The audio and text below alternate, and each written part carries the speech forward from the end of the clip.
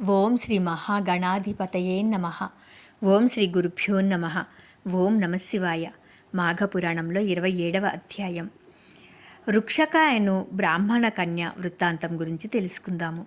పూర్వము భృగు మహాముని వంశమందు రుక్షకాయను కన్య జన్మించి దినదినాభివృద్ధి పొందుచుండెను.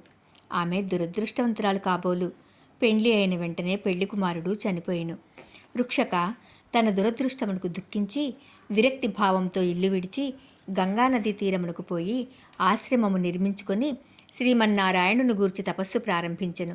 ఆ విధంగా చాలా సంవత్సరములు ఆచరించుట వలన అనేక మాఘమాస స్నాన ఫలములు దక్కెను.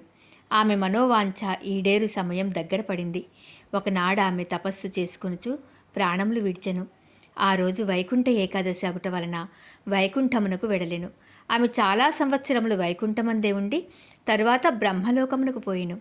ఆమె మాఘమాస వ్రత ఫలము కలిగి పవిత్రురాలగుటచే బ్రహ్మదేవుడు ఆమెను సత్యలోకములో దేవకార్యములు తీర్చుటకు అప్సర స్త్రీగా చేసి తిలోత్తమ అను పేరుతో సత్యలోకమునకు పంపెను. ఆ కాలంలో సుందోపసుందులనే ఇద్దరు రాక్షస సోదరులు బ్రహ్మను గూర్చి ఘోర తపస్సు చేసిరి. వారి తపస్సు యొక్క ప్రభావమునకు బ్రహ్మదేవుడు ప్రత్యక్షమై మీకేమి కావలేను కోరుకొనుడు అని అనగా, స్వామి, మాకు ఇతరుల వలన మరణము కలగకుండా ఉండునట్లు వారి మిమ్ము అని వేడుకొనుగా బ్రహ్మ అటులనే ఇచ్చితనని చెప్పి అంతర్ధానమయ్యను. బ్రహ్మదేవుని వలన వరములు పొందిన ఆ ఇద్దరు రాక్షసులు మహాగర్వం గలవారై దేవతలను హింసించి మహర్షుల తపస్సులకు భంగం కలిగించుచుండిరి. యజ్ఞయాగాది క్రతువులలో మాంసం రక్తం పడవేసి ప్రజలను నానా బీభత్సములు చేయుచుండిరి. దేవలోకముపై దండెత్తి దేవతలందరినీ తరిమివేసిరి. ఇంద్రుడు మొదలగు దేవతలందరూ సత్యలోకమునకు వెళ్ళి బ్రహ్మను వేడుకొని, మహానుభావ, సుందోపసుందులనే రాక్షసులకు మీరిచ్చిన వరములతో గర్వము గలవారై తపశ్శాలులను బాధించుచు దేవలోకమునకు వచ్చి మమ్మందరను తరిమి చెరసాలలో పెట్టి నానా బీభత్సం చేయుచున్నారు. కాన వారి మరణమునకు ఏదైనా ఉపాయం ఆలోచించుమని దేవేంద్రుడు ప్రార్థించాడు.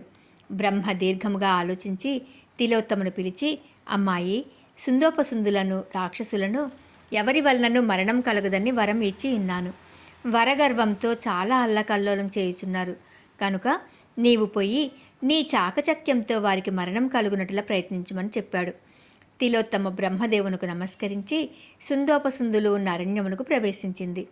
ఆమె చేతిలో వీణ పట్టుకొని మధురమైన పాటలు పాడుకొనుచు ఆ రాక్షస సోదరులున్న నివాసమునకు సమీపంలో తిరుగుచుండెను. వీణానాదమును ఆమె మధుర గానమును విని సుందోపసుందులు తిలోత్తమను సమీపించిరి. ఆమె ఎటుపోయిన అటు ఎటు తిరిగిన అటులు ఆమెను అనుసరిస్తూ ప్రేక్షకుల వల్లే వెంటాడుచుండిరి. ఆమెను నన్ను వరింపుము అని తిలోత్తమను ఎవరికి వారు బ్రతిమలాడసాగారు. ఓ రాక్షస అగ్రేసరులారా, మిమ్ములను పెళ్లి ఆడుట నాకు ఇష్టమే. మీ ఇద్దరూ నాకు సమానులే. నేను మీ ఇద్దరి ఎడల ప్రేమతో ఉన్నాను. ఇద్దరినీ వివాహమాడుట సాధ్యం కానిది కనుక నా కోరిక ఒకటున్నది. అది ఏమంటే, మీ ఇద్దరిలో ఒకరు ఎవరు బలవంతులో వారినే నేను ప్రేమించగలను అని తిలోత్తమ చెప్పింది. తిలోత్తమ పలుకులు వారిని ఆలోచింపచేశాయి. నీకంటే నేను బలవంతుణ్ణి అని సుందుడు అంటే, లేదు, నేనే బలవంతుణ్ణి అని ఉపసుందుడు అన్నారు. ఇద్దరికీ వాగ్వివాదం పెరిగి పౌరుషం వచ్చింది. మనిద్దరిలో ఎవరు గొప్ప తేల్చుకుందాం అంటూ ఘోర యుద్ధానికి తలపడ్డారు. గదాయుద్ధము, మల్లయుద్ధము చేశారు. పలు రకాల ఆయుధాలతో పోరాడుకున్నారు.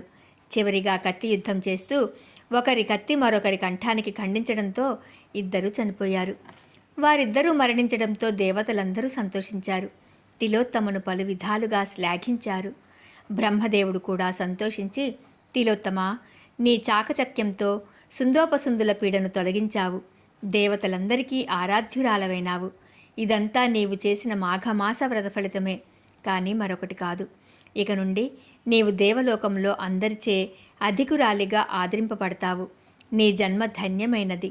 వెళ్ళు, దేవలోకంలో సుఖించుము అంటూ ఆమెను దేవలోకానికి పంపాడు.